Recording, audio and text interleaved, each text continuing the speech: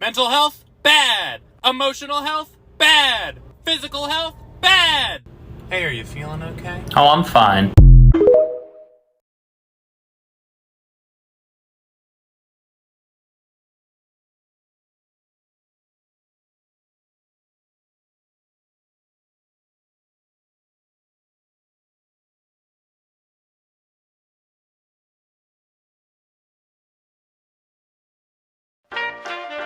The world of 1914, a time of modern technology, culture, and fashion. Truly the height of civilization. Let's have a war. Everyone knew a big war was coming. France wanted some stuff back that Germany had taken from it. Germany wanted to take more of everyone's stuff, and they were building a big sexy navy that was making the British uncomfortable. These two empires thought they were really cool, but lots of different people who lived there didn't think it was so cool. And some of them had even been declaring independence with help from Russia. Everyone was talking about each other behind each other's backs, throwing the fact that military technology had come a long way since the last major war, and suddenly everyone was pretty eager to beat each other up. In this area of Austria-Hungary live some Serbs and Bosnians who hated living in Austria-Hungary. So the Austro-Hungarian Archduke Franz Ferdinand goes there for a nice drive in an open-top car with his car's route published in advance. And that went just about as well as you'd expect. Some assassins were waiting for him along the way and threw bombs at his car, but they missed and blew up some officers behind him instead. So the Archduke goes into hiding, leaves Sarajevo, and the whole war never happens. Except no, the Archduke doesn't leave, but instead goes back out in the open-top car to visit the injured officers in hospital. The driver takes a wrong turn and by sheer coincidence gets stuck beside one of the failed assassins, who shoots him. Austria-Hungary is understandably pissed about all this, and they think the Serbian government had something to do with it, which they might have. So they go to their ally Germany and say, "Hey Germany, we're going to declare war on Serbia," and Germany is all for that. So Austria-Hungary send a big list of impossible demands to Serbia, and when Serbia refuses, they declare war. Austria-Hungary and Germany are friends, and Serbia is protected by Russia, who's friends with France, so they'll declare war on each other. Montenegro joins in too. France and Britain also have a kind of alliance, so when France says, "Hey Britain, you got my back?" Britain is like, maybe. And then they decide to stay out of it, which is great for Germany because Germany has a plan. They know that Russia is so big and clumsy that it will take them a while to get ready for war. So with this guy in charge, Germany will send all its troops into France at lightning speed while Russia's getting ready, defeat France, then move all the troops to Russia and defeat Russia, and then we all speak German and eat Pfefferpottast every day. Just one problem. France has loads of forts and defenses along its German border, and Germany can't waste any time fighting them, so Germany decides to go around them, through Belgium. Belgium is neutral, but Germany wants to march 750,000 troops through it to get around France's defenses. They're hoping Belgium will just kind of sit down and shut up, but they don't.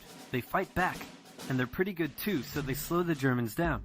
What's worse is that Britain shows up, and they're pretty pissed that Germany's invading neutral countries. So now Britain declares war on Germany. So Germany push on through Belgium and commit some atrocities along the way. They also wear spikes and sometimes skulls on their uniform. So if you're trying to not look like the bad guys, good job. The Allies have a propaganda extravaganza, and this starts having an influence around the world, notably in America.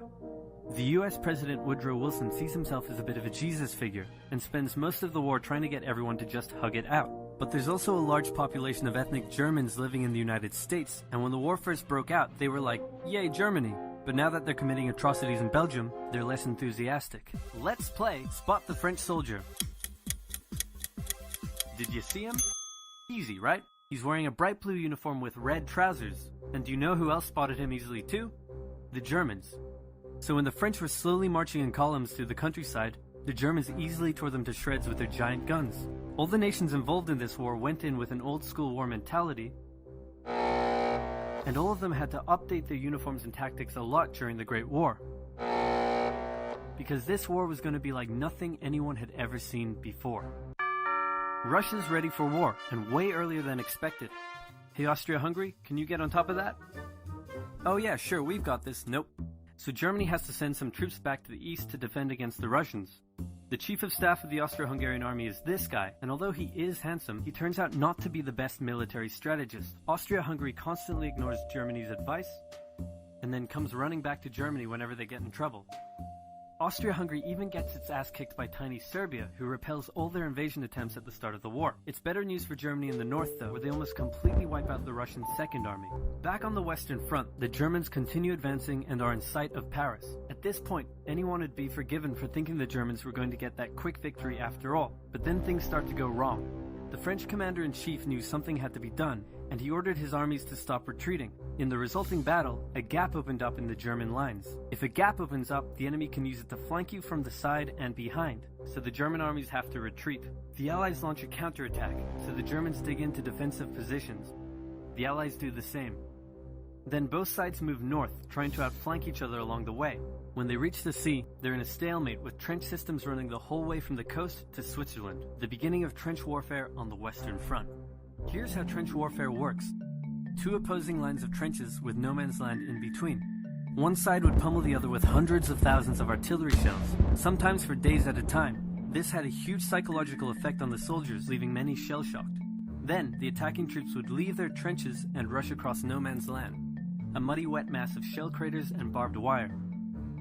The defending trench would unleash machine gun fire on the attackers, inflicting thousands of casualties. The attackers would send wave after wave until either they gave up or the opposing trench was finally overrun.